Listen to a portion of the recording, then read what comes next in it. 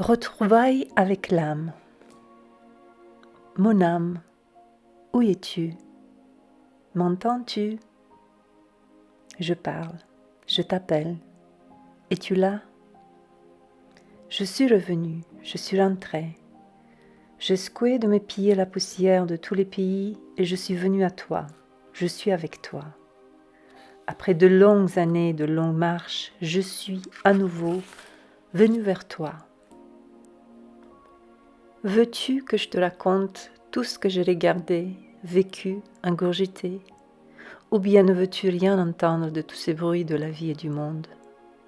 Mais il faut que tu saches une chose, il y a une chose que j'ai apprise, que l'on doit vivre cette vie.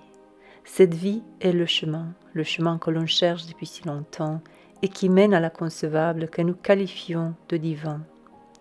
Il n'y a pas d'autre chemin. Tous les autres chemins sont de mauvais chemins. J'ai trouvé le bon chemin. Il m'a conduit jusqu'à toi, jusqu'à mon âme.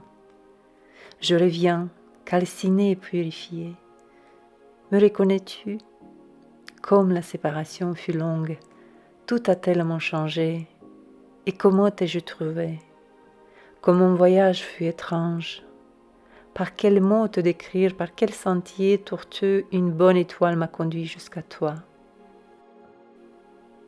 Donne-moi ta main, mon âme presque oubliée. Quelle chaleur me procure la joie de te revoir, toi, mon âme, si longtemps désavouée. La vie m'a ramené à toi. Remercions la vie que j'ai vécue pour toutes les heures sereines et pour toutes les heures tristes, pour chaque joie et pour chaque douleur. Mon âme, c'est avec toi que mon voyage doit continuer. Avec toi, je veux cheminer et monter jusqu'à ma solitude. Voilà ce que l'esprit des profondeurs m'obligea à dire et en même temps à vivre contre ma volonté, car je ne m'y attendais pas. J'étais alors encore entièrement prisonnier de l'esprit de ces temps et avait une autre opinion de l'âme humaine. Je réfléchissais et parlais beaucoup de l'âme.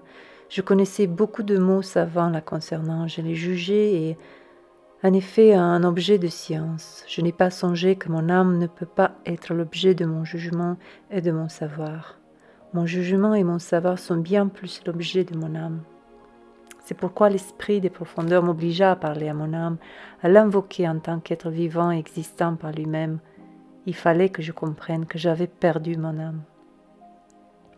Nous apprenons ainsi ce que l'esprit des profondeurs pense de l'âme. Il la considère comme un être vivant existant par lui-même, et il contredit ainsi l'esprit de ce temps pour qui l'âme est une chose qui dépend de l'homme, qui peut être jugée et classifiée, dont nous pouvons saisir l'ampleur.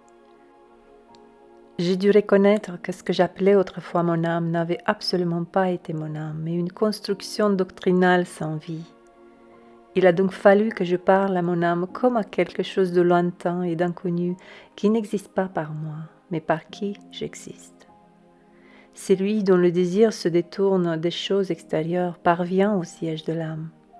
S'il ne trouve pas l'âme, l'horreur du vide s'emparera de lui et la peur le poussera à coups de fouet encore et encore dans une quête désespérée des choses creuses de ce monde auquel il aspirera aveuglément.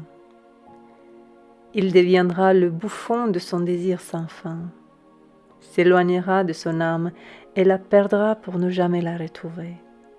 Il courra après toutes les choses, il les tirera toutes vers lui, mais ne trouvera pas son âme, car il ne la trouverait qu'en lui. Son âme se trouvait bien dans les choses et dans les hommes, mais l'aveugle s'empare des choses et des hommes, et non de son âme dans les choses et les hommes. Il ne sait rien de son âme. Comment pourrait-il la distinguer des hommes et des choses? Il trouverait bien son âme dans le désir lui-même, mais pas dans les objets de son désir. S'il possédait son désir au lieu que son désir le possède, il aurait posé une main sur son âme, car son désir est l'image et l'expression de son âme. Quand nous possédons l'image d'une chose, nous en possédons la moitié. L'image du monde est la moitié du monde.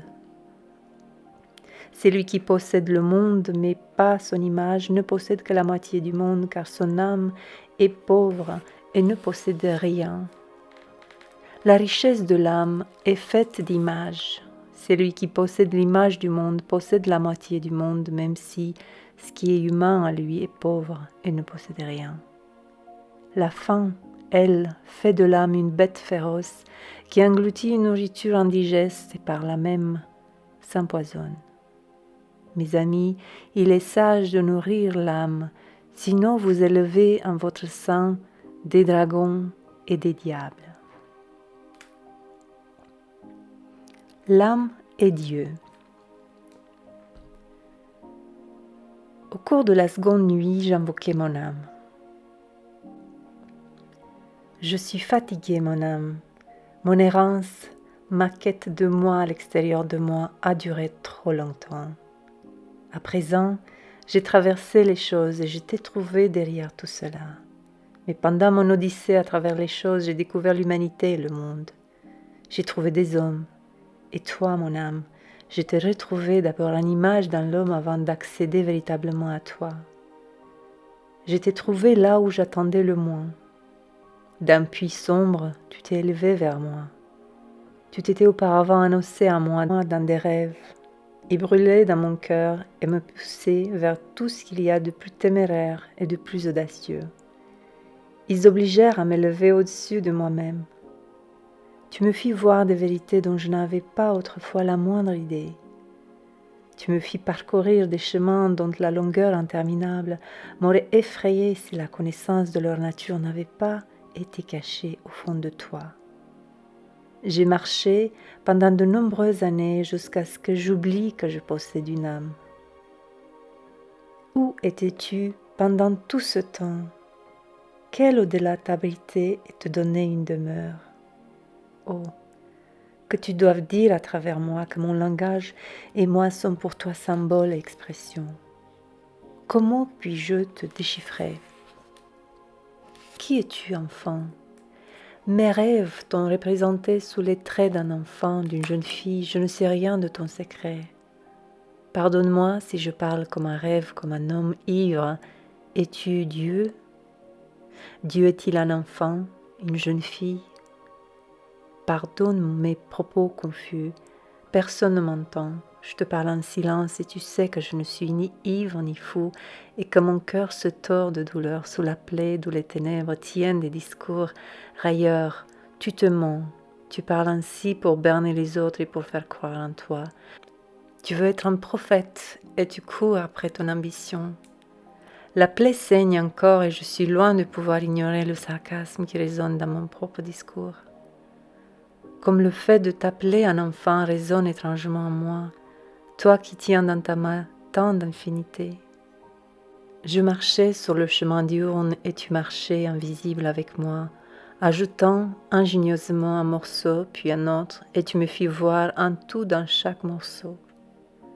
Tu prenais quand je comptais garder et tu me donnais là où je n'attendais rien et sans cesse, de côtés nouveaux et inattendus, tu suscitais des destins. Là où je s'aimais, tu me volais la récolte, et là où je ne s'aimais pas, tu me donnais des fruits au centuple. Et sans cesse, je m'égarais du sentier pour le retrouver là où je ne l'aurais jamais attendu. Tu maintenais ma foi là où j'étais seule et proche du désespoir. Tu me faisais croire à moi à tous les instants décisifs. Comme un marcheur fatigué qui n'a rien cherché dans le monde à part ce dernier, je dois me présenter devant mon âme. Je dois apprendre que derrière toute chose, il y a finalement mon âme. Et quand je mesure le monde, je le fais au fond pour trouver mon âme. Même les êtres les plus chers ne sont pas le but ni la finalité de l'amour dans sa quête. Ils sont des symboles de notre propre âme. Mes amis, devinez-vous vers quelle solitude nous nous élevons? Je dois apprendre que l'écume de ma pensée, mes rêves sont le langage de mon âme. Je dois les porter dans mon cœur et les bercer dans ma tête, comme les paroles de l'être les plus chers. Les rêves sont les paroles qui guident l'âme. Comment donc pourrais-je ne pas aimer mes rêves et ne pas faire de leurs mystérieuses images l'objet de mes réflexions quotidiennes? tu penses que le rêve est stupide et laid, qu'est-ce qui est beau? Qu'est-ce qui est laid? Qu'est-ce qui est intelligent? Qu'est-ce qui est stupide? L'esprit de ces temps est à mesure. L'esprit des profondeurs, pourtant, le dépasse aux deux bouts. Seul l'esprit de ce temps connaît la différence entre le grand et le petit. Cette différence est cependant caduque comme l'esprit qui la reconnaît. L'esprit des profondeurs m'a même appris à considérer mes actions et mes décisions comme dépendantes des rêves. Les rêves préparent la vie et ils te déterminent sans que tu comprennes leur langage. On aimerait apprendre ce langage, mais qui est capable de l'enseigner et de l'apprendre? Car l'érudition seule ne suffit pas. Il existe un savoir du cœur qui donne de plus profondes explications. Le savoir du cœur ne se trouve dans aucun livre et dans la bouche d'aucun professeur, mais il grandit en toi, comme la graine verte sort de la terre noire. L'érudition fait partie de l'esprit de ce temps, mais cet esprit ne saisit aucunement le rêve, car l'âme est partout où le savoir érudit n'est pas. Mais comment puis-je acquérir le savoir du cœur? Tu ne peux acquérir ce savoir qu'en vivant pleinement ta vie. Tu vis pleinement ta vie quand tu vis aussi ce que tu n'as jamais vécu, ce que tu as laissé les autres vivre et penser. Tu vas dire, je ne peux tout de même pas tout vivre et penser ce que d'autres vivent et pensent. Mais tu dois dire, la vie que je pourrais encore vivre, je devrais la vivre, et les pensées que je pourrais encore penser, je devrais les penser. Tu veux apparemment échapper à toi-même pour ne pas devoir vivre ce que tu n'as pas vécu jusqu'à maintenant. Mais tu ne peux pas échapper à toi-même. Cette vie est toujours avec toi et réclame son accomplissement. Si tu te montres sourd et aveugle envers ce désir, tu te montres également sourd et aveugle envers toi-même. De cette manière, tu n'atteindras jamais le savoir du cœur. Le savoir du cœur est comme est ton cœur. Si ton cœur est mauvais, tu connaîtras le mal. Si ton cœur est bon, tu connaîtras le bien. Afin que votre connaissance soit parfaite, pensez que votre cœur est les deux, bon et mauvais. Tu demandes comment? Dois-je vivre aussi le mal? L'esprit des profondeurs exige la vie que tu pourrais encore vivre, tu devrais la vivre. C'est le salut qui décide, pas ton salut, pas le salut des autres, mais le salut. Le salut est entre moi et les autres dans la communauté. Moi aussi j'ai vécu ce que je ne faisais pas avant et ce que je pouvais encore faire. Je vivais dans les profondeurs et les profondeurs ont commencé à parler. Les profondeurs m'ont enseigné l'autre vérité. Ainsi, elles ont réuni en moi sens et contresens. J'ai dû reconnaître que je ne suis qu'expression et symbole de l'âme. Pour l'esprit des profondeurs, je suis tel que je suis dans ce monde visible, un symbole de mon âme, et je suis entièrement serviteur, entièrement soumission, entièrement obéissance. L'esprit des profondeurs m'a appris à dire « Je suis le serviteur d'un enfant ». Par ces mots, j'apprends surtout l'extrême humilité qui est ce qui me fait le plus défaut. En effet, l'esprit de ce temps me faisait croire à ma raison. Il me montrait une image de moi-même qui était celle d'un guide aux idées abouties. Mais l'esprit des profondeurs m'enseigna que je suis un serviteur, le serviteur d'un enfant. Ces paroles me répugnaient et je détestais, mais j'ai dû reconnaître que mon âme est une enfant et que mon Dieu dans mon âme est un enfant. Ne vous étonnez donc pas que l'esprit de ce temps se soit révolté à moi, qu'il se moque et rit plein de sarcasme. Personne ne se moquera de moi comme je me suis moqué de moi-même. Votre Dieu ne doit pas être un homme de moquerie, mais vous-même serez des hommes de moquerie. Il faut que vous puissiez vous moquer de vous-même et vous élever au-dessus de cela. Si vous n'avez pas encore tiré cet enseignement des vieux livres sacrés, allez, buvez le sang et mangez le corps de celui dont s'est moqué et que l'on a torturé à cause de notre péché afin que vous deveniez entièrement sa nature. Niez son être en dehors de vous. Vous devez être lui-même, non pas des Christiani, mais des Christi, sinon vous ne serez pas digne d'incarner le Dieu à venir. Y en aurait-il un parmi vous qui croit pouvoir faire l'économie du chemin, pouvoir tout en côtoyant la torture du Christ avancer dans la tromperie? Je dis, cet homme se leurre et se porte lui-même préjudice. Il fait son lit sur des épines et du feu. Le chemin du Christ ne peut être évité à personne, car ce chemin mène à ce qui est à venir. Il faut que vous deveniez tous des Christ. Vous ne surmonterez pas l'ancien dogme en faisant moins, mais en faisant plus. Chaque pas qui me rapprochait de mon âme suscitait le rire moqueur de mes démons, de ces lâches empoisonneurs qui me soufflaient leur sarcasme à l'oreille. Il leur était facile de rire car j'avais d'étranges choses à faire.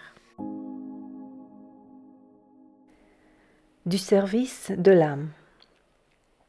La nuit qui suivit, je dus transcrire fidèlement le contenu de tous les rêves dont je pouvais m'en souvenir. Le sens de cet acte m'était obscur. Pourquoi tout cela? Pardonne le bruit qui monte à moi, pourtant tu veux que je fasse cela. Quelle chose étrange vient à moi. J'en sais trop pour ne pas voir sous quel pont chancelant je marche. Où mènes-tu? Pardonne mon anxiété débordante de savoir. Mon pied hésite à te suivre. Dans quel brouillard et dans quelles ténèbres mène ton sentier? Dois-je aussi apprendre à éprouver le manque de sens? Si tu l'exiges, ainsi soit-il. Cette heure t'appartient. Qu'y a-t-il là où il n'y a pas de sens? Uniquement non-sens et folie, me semble-t-il. Y a-t-il aussi un sursens? Est-ce là ton sens, mon âme? Je te suis en boitant, appuyé sur les béquilles de ma raison. Je suis un être humain et tu marches comme un dieu. Quelle torture! Je dois revenir à moi, à mes plus petites choses. Je voyais les choses de mon âme petite, misérablement petite. Tu m'obliges à les voir grandes, à les rendre grandes. Est-ce là ton dessein?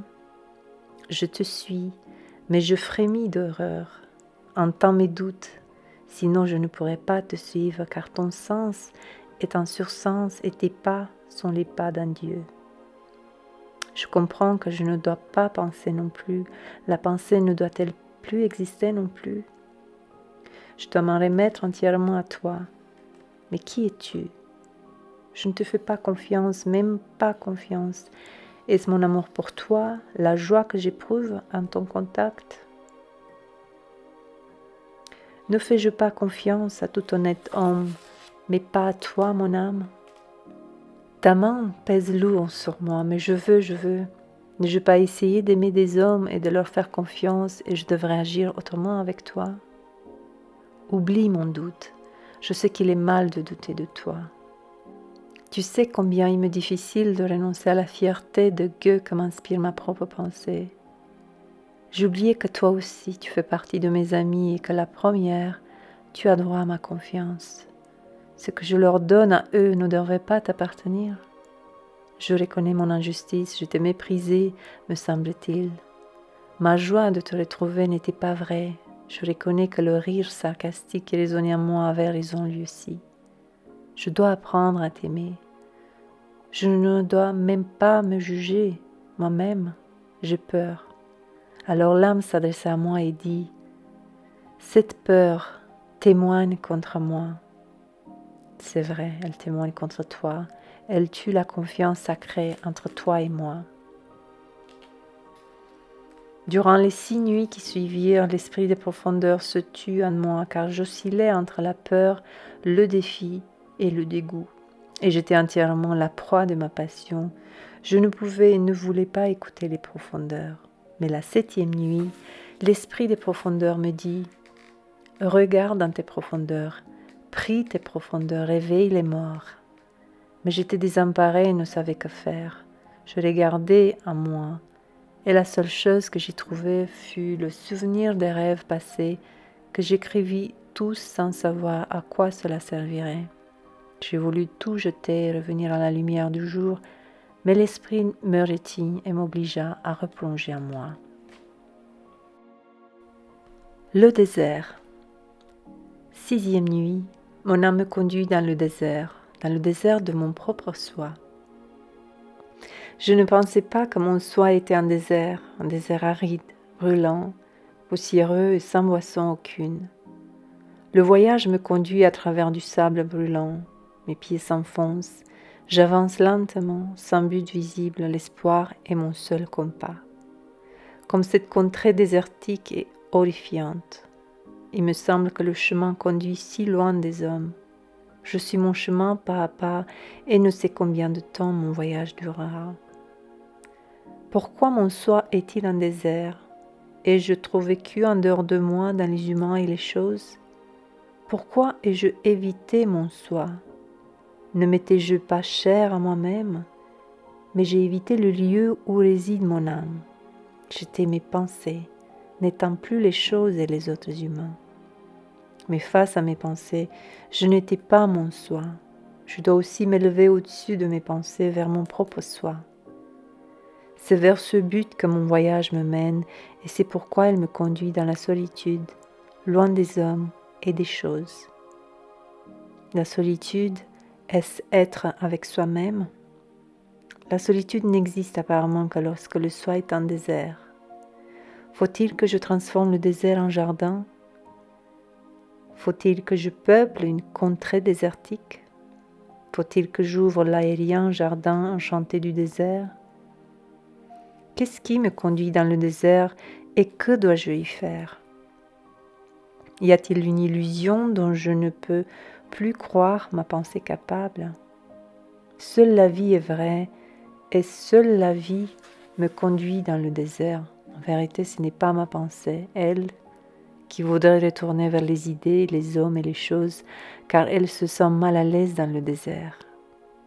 Mon âme, que fais-je ici? Mais mon âme me parla et dit, « Attends. » J'entends ce mot cruel, le tourment fait partie du désert. En donnant à mon âme tout ce que je pouvais donner, je parviens à l'endroit où se trouve mon âme et m'aperçus que cet endroit était un désert brûlant, désolé et stérile. Aucune culture de l'esprit ne suffit à faire de ton âme un jardin. J'avais entretenu mon esprit, l'esprit du temps en moi, mais pas l'esprit des profondeurs qui se tourne vers les choses de l'âme, le monde de l'âme. L'âme possède ce monde qui lui est propre, n'y pénètre que le soi ou l'homme qui est entièrement devenu son soi, qui n'est donc ni dans les choses, ni dans les humains, ni dans ses pensées. En détournant mon désir des choses et des hommes, j'ai détourné mon soi des choses et des hommes, et ce faisant, je suis devenue la proie certaine de mes pensées, et même je suis entièrement devenue mes pensées. De mes pensées aussi, j'ai dû me séparer en détournant d'elles mon désir, et bientôt je remarquai que mon soi devenait un désert où seul brillait le soleil d'un désir non assouvi. Je fus subjuguée par l'infinie stérilité de ce désert. Comment la moindre chose aurait-elle pu y pousser en l'absence de la puissance créatrice du désir? Partout où règne la puissance créatrice du désir, la sémence qui lui est propre sort de terre. Mais n'oublie pas d'attendre. N'as-tu pas vu, lorsque ta puissance créatrice s'est tournée vers le monde, que les choses mortes se mouvaient sous elle et à travers elle, qu'ils poussaient et se développaient, et que tes pensées coulaient jusqu'à former d'abondantes rivières? Si ta puissance créatrice se tourne à présent vers l'endroit où réside ton âme, tu verras ton âme verdir et sa terre porter des fruits étranges. Personne ne pourra éviter l'attente et la plupart ne pourront pas supporter cette torture. Alors de nouveau, ils se jetteront avidement sur les choses, les humains et les pensées dont ils deviendront dorénavant les esclaves. Car il sera ainsi clairement établi que cet homme est incapable de demeurer par-delà les choses, les humains et les pensées. C'est pourquoi ils deviendront ses maîtres, et il deviendra leur bouffon, car sans eux, il ne peut exister, même pas jusqu'à ce que son âme soit devenue un champ fertile. C'est lui dont l'âme est un jardin, à lui aussi a besoin des choses, des humains et des pensées, mais il est leur ami et non leur esclave, ni leur bouffon.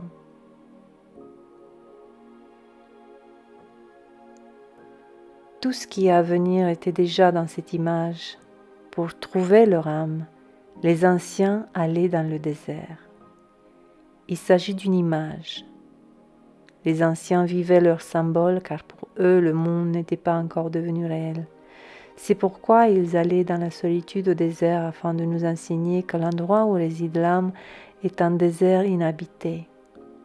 Ils y trouvaient une abondance de visions, les fruits du désert, les étranges fleurs de l'âme. Réfléchis assidûment aux images que nous ont laissées les anciens. Elles nous montrent le chemin de ce qui est à venir. Retourne-toi et regarde l'effondrement des empires, la croissance et la mort, les déserts et les couvents. Ils sont les images de ce qui est à venir. Tout est prédit, mais qui sait l'interpréter? Si tu dis que l'endroit où réside l'âme n'existe pas, alors il n'existe pas. Mais si tu dis qu'il existe, alors il existe. Retiens ce que les anciens disaient à travers l'image.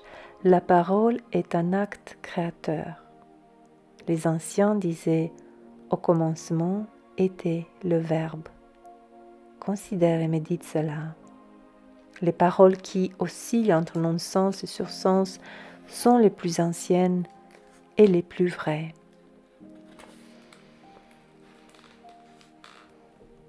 Expérience dans le désert. Après un rude combat, j'ai avancé sur le chemin et me suis rapproché de toi.